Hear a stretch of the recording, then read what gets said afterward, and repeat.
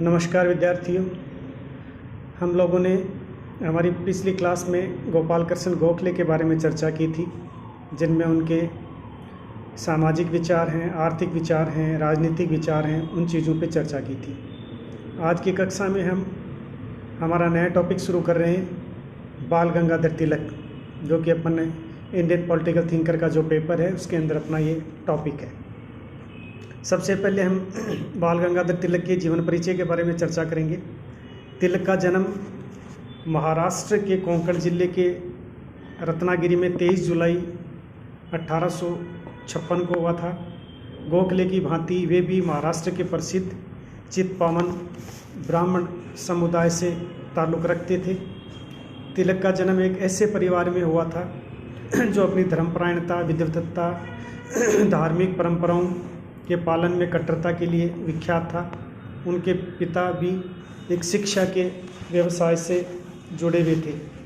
तिलक ने जनता की सेवा के मार्ग का चयन करके उसके लिए सर्वप्रथम जनता को शिक्षित बनाने की आवश्यकता महसूस की।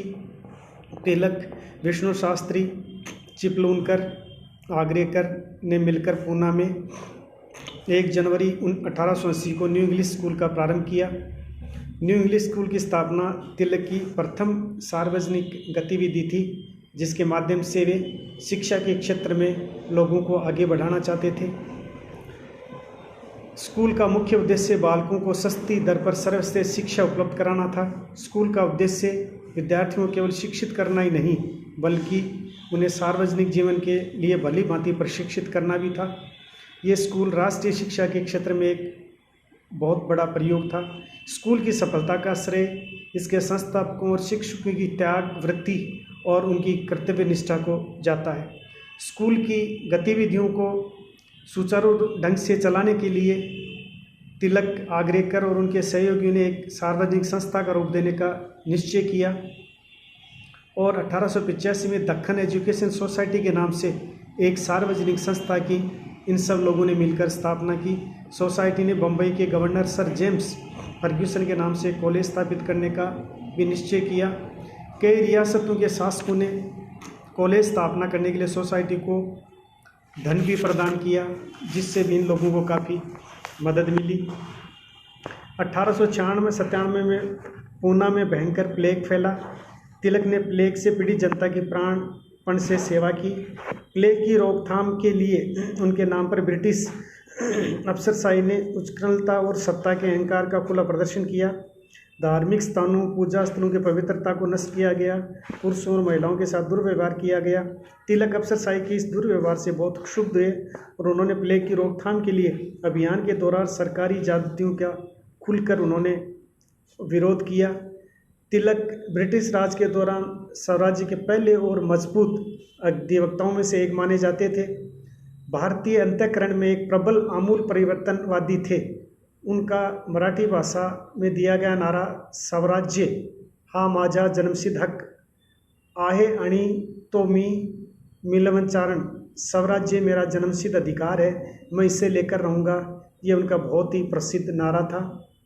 उन्होंने भारतीय राष्ट्रीय कांग्रेस के कई नेताओं से एक करीबी संधि बनाई, जिसमें विपिन चंद्र पाल, लाला लाजपत राय, अरविंद घोष, वी.ओ. चिदम्बरम पिल्ले आदि लोग शामिल थे। कांग्रेस में उदारवादियों से तिलक ने गंभीर मतभेद भी प्रकट होने लग गए थे।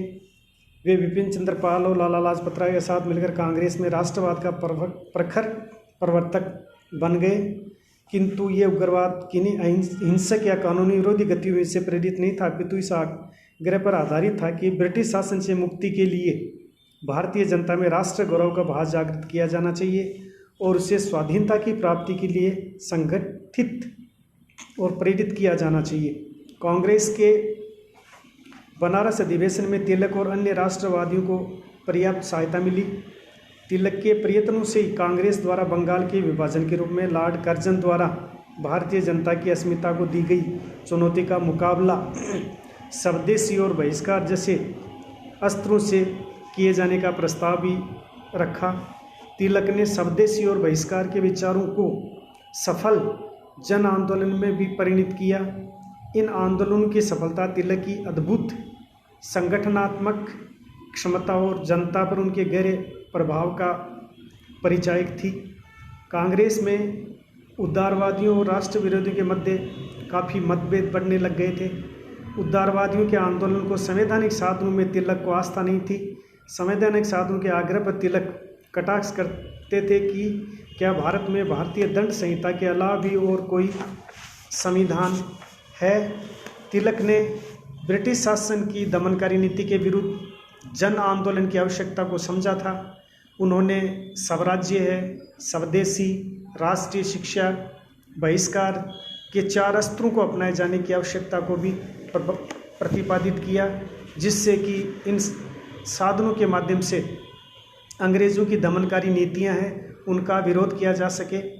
सरकार की दमनकारी नीतियों के विरुद्ध देश में कई स्थानों पर हिंसक आंदोलन और क्रांतिकारी गतिविधियां भी प्रारंभ हुई। मुजफ्फरपुर में खुदीराम बोस ने बम फेंका। इस बम कांड के संदर्भ में केसरी में लिखे गए लेखों के कारण तिलक पर पुनः राजद्रोह का मुकदमा चला और उन्हें 6 वर्षों तक के लिए मांडेल जेल के अंदर भी भेजा गया।